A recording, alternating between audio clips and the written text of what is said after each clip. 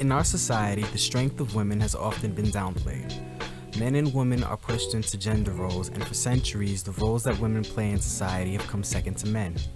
In an essay titled The Subjection of Women, John Stuart Mill addresses this very topic. It was published in 1869, and some of what Mill wrote about then is still relevant to today. The goal of his essay was to express his opinion, and I quote, "The principle which regulates the existing social relations between the two sexes, the legal subordination of one sex to the other, is wrong in itself and now one of the chief hindrances to human improvement, and that it ought to be replaced by a principle of perfect equality, admitting no power or privilege on the one side nor disability on the other." Mill believed that women were perfectly capable of doing anything that men can do and provided some good examples to prove his argument. His opinion was unpopular at the time amongst both men and women. Mill was a suffragist, fighting for the women's right to vote in England, and they successfully gained that right 59 years after the release of his essay. See, Mill thought that inequality between the two sexes was an ancient relic of the past, something that we've carried with us in society since the beginnings of civilization. The adoption of this system of inequality never was the result of deliberation or forethought or any social ideas or any notion whatever of what conduced to the benefit of humanity or the good order of society. It arose simply from the fact that from the very earliest twilight of human society, every woman, owing to the value attached to her by men, combined with her inferiority in muscular strength, was found in a state of bondage to some men. Laws and systems of polity always begin by recognizing the relations they find already existing between individuals. Those who had already been compelled to obedience became in this manner legally bound to it. The legal binding that Mill is referring to here is the institution of marriage. In Mill's time, it was still quite rare for a woman to select her own husband. He also talked about the inherent inequalities that women deal with in marriage, and how the housework that women were accustomed to was always unproportionally greater than the work that men do. I largely agree with Mill's points here, because before the 19th century, women in most societies were discouraged and even forbidden from being educated, and what better way to subjugate a group of people than to keep them from becoming free thinkers? We saw that in slavery. John Stuart Mill said that as society progressed, the slavery of the female sex had gradually changed into a milder form of dependence, and I think that that mild form of dependence has changed into something that we can now call near equality between the sexes today.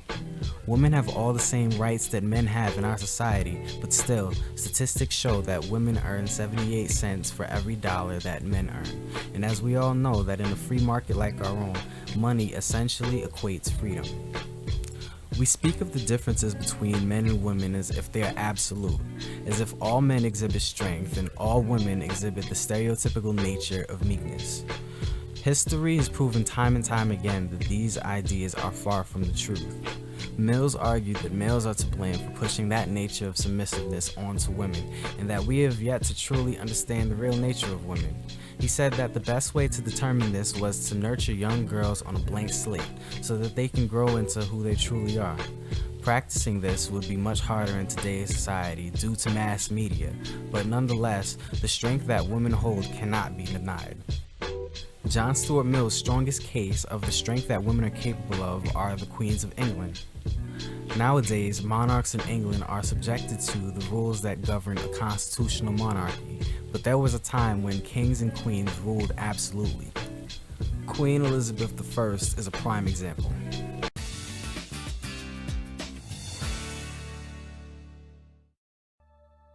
Elizabeth I was a rainbow of characteristics. She was cunning, she was vain, she was kind, she was very smart, and she was very manipulative. The daughter of Henry VIII and Anne Boleyn, Elizabeth was born on September 7, 1533. Elizabeth I's childhood was tumultuous after her father executed her mother. After her father and brother died, Elizabeth's older sister Mary took the throne. Mary's Catholic background and Elizabeth's Protestant background kind of created a situation where Mary just really couldn't trust Elizabeth. She threw her in the tower for a while and let her live there. Mary died in 1558, leaving Elizabeth Queen of England. Her father and her sister had created such turmoil between the Catholics and the Protestants, falling into and out of favor. People were never sure what they should say that they believe in. Elizabeth carefully reworded the Book of Common Prayer and said, if you're close enough to this, it's good for England. Elizabeth set the stage for the economy and the arts, particularly fashion and theater, to flourish. Because she's a female monarch, she knows that she can use her appearance in court to create a kind of loyalty and affection to her from the courtiers, not only through appearing in fantastic outfits, but in being painted in fantastic outfits that symbolize her leadership of the state.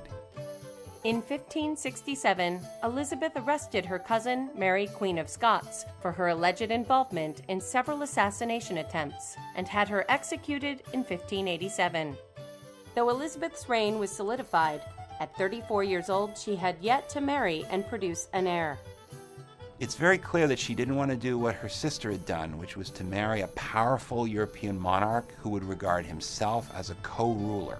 It's also likely that she didn't want one of her own subjects to become her husband, which would give him a kind of power and authority over her. In 1588, Elizabeth's navy defeated the invading Spanish Armada, the most powerful force in Europe at the time. The King of Spain, who had thought that God was on his side and had told him to do this, thought, God does not favor me, I was wrong. That's Elizabeth's triumph, to really take the heart out of the King of Spain. Elizabeth I died on March 24, 1603, after ruling for 44 years. Her death and the succession of her cousin James I of England and Scotland would end the 117 years of the Tudor dynasty. Elizabeth I should be remembered, first of all, as a brilliant survivor. She had a lot of odds against her from the time of her birth onwards. Not only did she survived with great success. Adding on to this video, she can be attributed to taking England out of the Dark Ages and medieval times by supporting the arts, giving way to the Renaissance. Mills also brought up ancient Greece and the women of Sparta from around the years of 500 BC. They saw a degree of freedom that was unmatched for centuries, as women were literate and participated in government. It was also common for them to exercise and train with the men, who were believed to have been some of the fiercest warriors of the time. After years and years of war, the male population of Sparta had declined immensely, and women owned about 35% of all the land. Mills also mentioned the case of the Amazonians, who were a society that was dominated by female warriors. Their story might be unbelievable to us, but to the ancient Greeks, the Amazons were taught as a part of their own history, giving credit to their existence. My personal favorite case of the exhibition of strength that women are capable of occurred in 1789 during the French Revolution, the Women's March on Versailles. King Louis XVI threw lavish parties for the rich, while the French population starved due to famine. After a while, the people were fed up and chose to do something about it. Urges them to take action. People of Paris, it's time to open your eyes. Shake yourselves out of your torpor. Wake up. Once more, wake up. October 5th, dawn breaks to the furious ringing of bells. Women gather near City Hall to protest the shortage of bread. And now, fear of the approaching royal troops mixes with anger as news of the king's offensive party circulates through the crowd. Soon, thousands are marching to Versailles, pikes and guns in hand. The women are taking their complaints to the king. The core of the crowd was made up of the famous poissardes, the fearsome fish ladies of the central markets, who were known for their brawny build and their fearlessness. They were equipped with large knives for scaling fish. They were hugely muscular because they carted boxes. You didn't want to tangle with these ladies. These are women of the poor quarters, These are poor women which are affected by the increased price of bread, by the scarcity of products, who suddenly begin to realize that they must act. It is quite extraordinary how these ordinary women, probably most of them couldn't even write their name, suddenly act as the protagonists of the historical process. Inside the palace, word of the approaching crowd of angry women reaches the Queen's chambers. Legend has it that it is at this moment that Marie Antoinette utters the most famous line she never said. Marie Antoinette did not say, "Let them eat cake." That is a myth. Marie Antoinette, unfortunately, probably never even noticed the poor people of her country long enough to make such a statement. As the mob of women gathers outside the gates, Louis understands that the revolution can no longer be ignored. It is being brought to his front door. He agrees to sign the Declaration of the Rights of Man, yet the crowd continues to grow throughout the night. By morning, 20,000 people are camped outside the royal palace. To close the centuries of distance between the king and his subjects, the angry mass demands that the king and queen move to Paris. Indecisive as ever, Louis is weak to respond. His hesitation would provoke a fury in the crowd and put the lives of the royal family in grave danger. When they don't get instant compliance with what they want, it really looks as if they're going to massacre the Queen. A wave of women break into the royal palace screaming for the blood of the Queen. They massacre the guards, decapitate them, and impale their heads on pikes.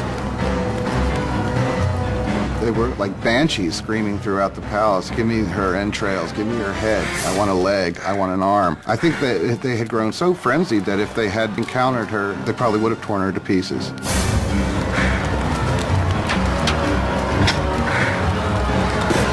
Terrified for her life, Marie escapes to Louis's apartments only moments before the women break into her chambers and tear her bed to shreds. The king and queen are now at the mercy of the mob, and what the mob wants is a little attention from their king. The only way the women can be pacified is for the royal family to agree to go to Paris, because once they're there in Paris, then they can ultimately be made to do what the people of Paris want. They march 60,000 strong, leaving Versailles with carts and wagons overflowing with flour from the king's storehouses, flanking the royal carriage all the way to Paris. Le roi et la reine ont été The king and queen were forced to go back to Paris with the heads of their guards, who had been massacred in the chateau. qui avaient été massacrés dans le château. Their heads had been cut off. This is really a completely unbridled violence. Dans un déchaînement. The heads were then made up with makeup and paraded at the head of the cortege, with the king and queen following. Devant la voiture du roi et de la reine. The king and queen must make their new home in the Tuileries Palace. They will never see Versailles again. Once the royal family moves to Paris, they are the prisoners of Paris. They know it. Everybody else knows it. There are great limits to what they can do or even dream of doing. They are the prisoners of the capital city, there's no doubt. Versailles is abandoned, and the assembly moves to Paris. Power is now with the people. France will have democracy, new laws, and a remarkable and unforgiving form of justice will make its debut on the revolutionary stage: the guillotine.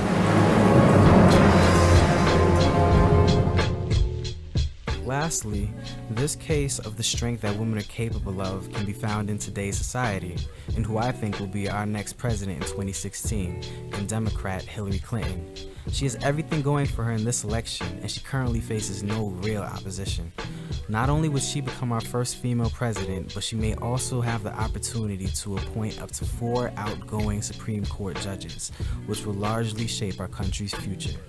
Thank you, everybody, for your time.